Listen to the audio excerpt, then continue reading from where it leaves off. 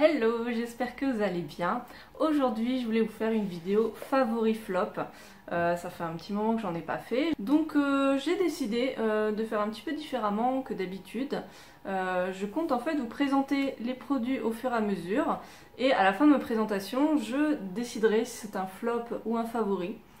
Voilà, vous me direz en commentaire si ce format vous plaît ou est-ce que vous préférez que je fasse comme avant, c'est-à-dire je fasse une catégorie favori, une catégorie flop. On va commencer par un partenariat pas du tout rémunéré, mais voilà, la marque m'a proposé de tester les produits de mon choix, je trouvais qu'ils étaient très intéressants, donc j'ai accepté. Donc c'est des produits on va dire de parapharmacie, c'est la marque Les Trois Chênes. Je ne sais pas du tout si vous connaissez cette marque, moi je l'avais déjà vu passer dans les compléments alimentaires, etc. Il se trouve qu'ils ont une gamme bio, donc j'ai choisi 3 produits. Donc déjà, de la gelée royale en ampoule, il existe aussi en petites dosettes à mettre sous la langue, et moi je trouvais qu'en ampoule c'était sympa aussi. Ça se boit voilà, dans un petit verre d'eau, l'odeur, le goût est très doux, très agréable, donc aucun souci. Il y a 120 mg de gelée royale, donc qui est bio. Donc chaque ampoule contient 12% de gelée royale. Donc franchement j'aime bien parce que ça fait un petit boost pour cette période. Je parle pas du tout du Covid, hein, mais de la période automnale, hivernale. Hein. Tous les ans je prends un petit peu de gelée royale. Alors, je sais pas si ça a un effet de fou sur ma santé, mais voilà, c'est le genre de petites choses que j'aime vraiment prendre pour me booster au quotidien. Il y a 30 ampoules, ce qui fait vraiment le coffret, c'est pour un mois, un traitement d'un mois. Et pareil du coup pour ce complexe, pour le foie, il y a du radis noir, de la fumeterre, de l'artichaut, et après ils ont mis de la papaye et de l'ananas. Je pense que pour ces deux fruits c'est vraiment pour apaiser le goût, parce que je ne sais pas si vous êtes au courant, mais tous les produits pour le foie ont généralement un goût très amer, c'est comme ça. Donc moi je le prends parce que j'ai le foie qui est très souvent fatigué, donc je veux dire, j'ai pris ces produits aussi parce que je connais déjà ce type de produit. Ce type d'ampoule, j'en ai déjà acheté dans d'autres marques, donc ça m'a fait très plaisir de les tester, donc c'est bio. Et je trouve justement que voilà, la composition est très saine, il n'y a rien, il n'y a pas de fioriture. Et j'en suis donc à la moitié du traitement pour les deux. Et en tout cas ça c'est très efficace, hein, comme d'habitude. Pensez-y après les fêtes de fin d'année, donc Noël, jour de l'an, ou quand vous avez fait vraiment des repas très copieux. Ça c'est très très bien justement pour détoxifier un peu le foie, ça fait du bien. Et le troisième produit, c'est de l'extrait de pépins pamplemousse. Donc si vous suivez mes recettes sur mon blog, enfin si vous faites des recettes en général, vous devez connaître parce que ça fait partie des conservateurs pour les cosmétiques. Mais ces formes-là, c'est pas du tout, enfin on peut l'utiliser pour les cosmétiques, mais en tout cas c'est pour le prendre en interne. Vous prenez quelques gouttes dans un verre d'eau, généralement une quinzaine de gouttes, et du coup ça a vraiment plein d'effets, notamment pour stimuler les défenses immunitaires, éviter de tomber malade. Et quand vous êtes malade, du coup ça aide à vous guérir. Celui-là du coup il est très très bien, donc il est bio, il n'y a pas de conservateur, il n'y a pas d'alcool. Ça j'aime beaucoup parce que encore une fois il y en a qui sont de très mauvaise qualité, ils mettent vraiment des cochonneries dedans. Là c'est top. Moi en fait pour vous dire, le pépin de pamplemousse, j'ai une grande histoire avec. J'en ai pris toute mon adolescence, je me soignais souvent avec ça. Et je sais qu'à l'époque j'en prenais vraiment, dès septembre j'en prenais tous les jours, 2 à 3 fois par jour. Et c'était super efficace, mais vraiment genre j'évitais les gastro et les machins comme ça, donc je m'y suis remise aussi. Et pareil, quand je suis malade je fais des gargarismes avec, c'est très efficace. Donc flop ou top pour ces 3 produits, eh ben, je dirais top sans hésiter. C'est vraiment des produits de bonne qualité, et j'ai vraiment vu un effet, en tout cas pour le foie. Après je vous dis, la gelée royale, je peux pas vous dire est-ce que je serais tombée malade si je l'avais pas pris ou quoi, je ne sais pas, mais en tout cas ça me rassure de prendre ce genre de produit. Ensuite je voulais vous parler d'une petite marque qui est toute nouvelle. Si vous êtes assidu sur les réseaux sociaux, vous l'avez peut-être vu passer, c'est Unbottle. Ils ont sorti actuellement 3 produits, vraiment leur concept c'est vraiment de créer des produits solides, des produits sains, voilà, avec le moins de packaging, en tout cas pas de packaging en plastique, tout ça. Donc c'est vendu dans des petites boîtes comme ça, en plus les packagings sont super jolis. Ils ont donc un shampoing solide, un nettoyant visage et un savon sans savon si je puis dire. Ils avaient fait une sorte de petit concours au démarrage de leur marque et on pouvait gagner, il y avait différents lots et le plus grand c'était 1 an de produits Unbottle gratuits. J'ai gagné ce lot là, donc j'étais super contente, on était plusieurs à avoir gagné. Et du coup voilà, j'ai reçu donc mon premier colis avec les 3 produits, ça fait déjà au moins 2 bons mois et je devrais recevoir les autres au cours de l'année. Donc déjà le nettoyant visage, franchement il est top, il nettoie très bien le visage tout en douceur, il convient très bien à ma peau coupe rosée. J'ai vraiment rien à redire sur ce produit, donc j'ai envie de dire oui ce serait un top, mais je mets un petit bémol, c'est que moi en fait j'ai du mal à donner mon avis sur ce genre de produit. Parce que figurez-vous que malgré ma coupe rose, j'ai beau nettoyer mon visage avec ce que je veux, enfin des choses saines, hein, mais que ce soit un nettoyant visage, genre gel nettoyant spécifique visage, ou un simple savon saponifié à froid, moi je vois pas de différence en fait, enfin c'est kiff kiff. Donc est-ce qu'il est mieux qu'un autre nettoyant? Je peux pas vous dire, mais en tout cas vraiment il m'a pas agressé la peau, donc je pense que c'est vraiment un bon produit. Pour le savon sans savon, il est très agréable à utiliser, il a vraiment une texture, je sais pas, ça laisse la peau douce, je sais pas trop comment expliquer, c'est un peu comme s'il y avait du lait ou de la crème dedans, je sais pas trop, j'ai pas relu la compo en fait avant de vous faire cette vidéo, donc je mettrai ça à l'écran, mais en tout cas il est très agréable. Il y a quelques petits grains dedans, je sais plus ce que c'est. Mais j'ai trop préparé ma vidéo, hein, franchement. Mais enfin là, j'ai que ce packaging, mais les autres, je les ai jetés en fait. Donc là, comme ça, je sais plus ce qu'il y a dedans. En tout cas, il est très agréable à utiliser. Donc top ou flop, je dirais plutôt top parce que c'est un très bon produit.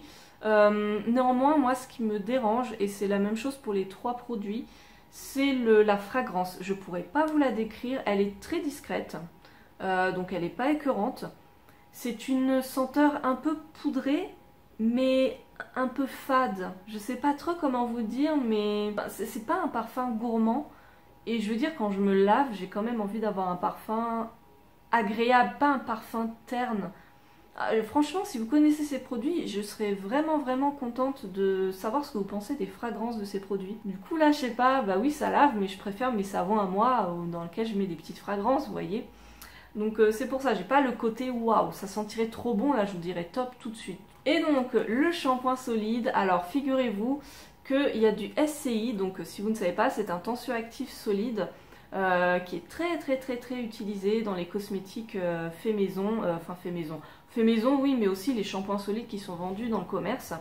Le problème c'est que oui, c'est nettement plus doux que les sulfates, mais pour les gens qui ont des problèmes de peau très sensible, de cuir chevelu très sensible, très réactif, c'est une catastrophe. Moi, je n'ai jamais supporté le SCI, ça me fait des plaques de pellicule.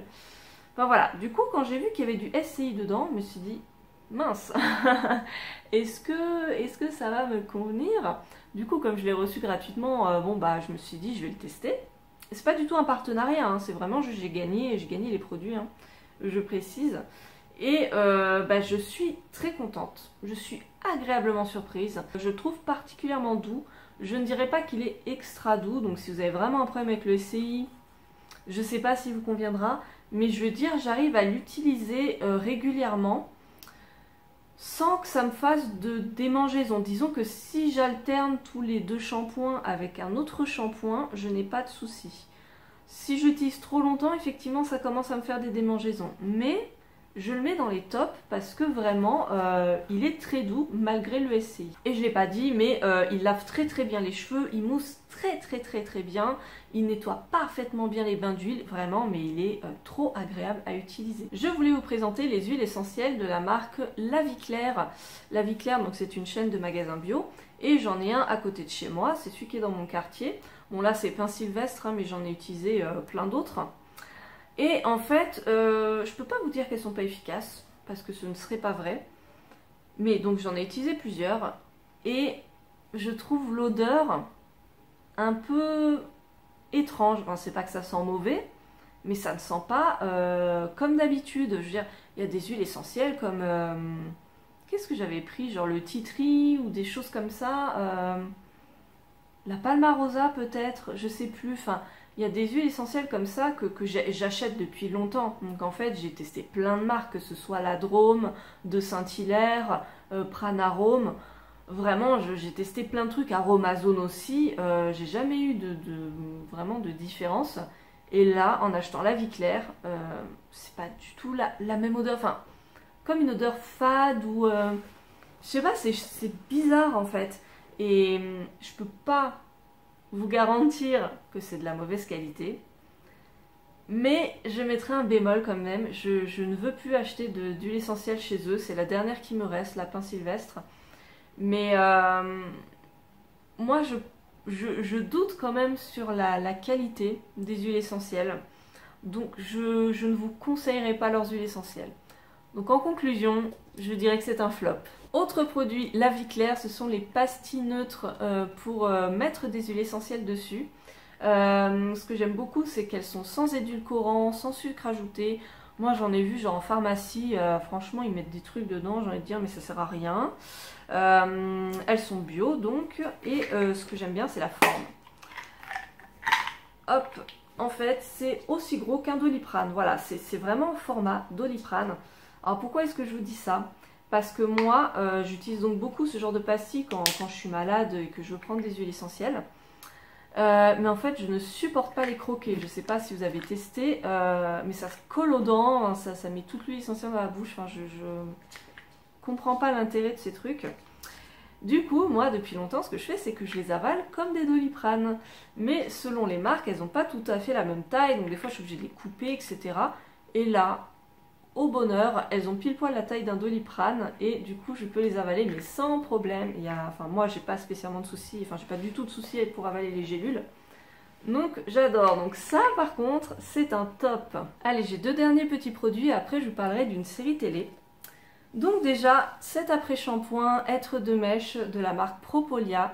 Je sais pas si vous connaissez mon amour pour Propolia, mais il y a 2-3 ans, je sais plus, je vous ai fait déjà une vidéo sur le masque capillaire Propolia. À l'époque, l'après-shampoing n'existait pas. Et déjà le masque et leur shampoing doux, oh là là, une tuerie, franchement. Ultra doux, ultra agréable, au top. Vraiment, leurs produits, je les aime trop. J'en ai testé quelques-uns de chez eux à chaque fois. Je suis émerveillée. Et donc celui-ci, il contient du miel, de l'argan, des protéines de blé. Franchement, il est top. C'est un très bon après-shampoing. Après, en fait, j'ai du mal à comparer avec d'autres après-shampoings parce que si vous me suivez depuis un moment, vous savez qu'il y a 2 ans, je me suis coupé les cheveux à la garçonne et du coup, depuis, je n'avais jamais racheté d'après-shampoing.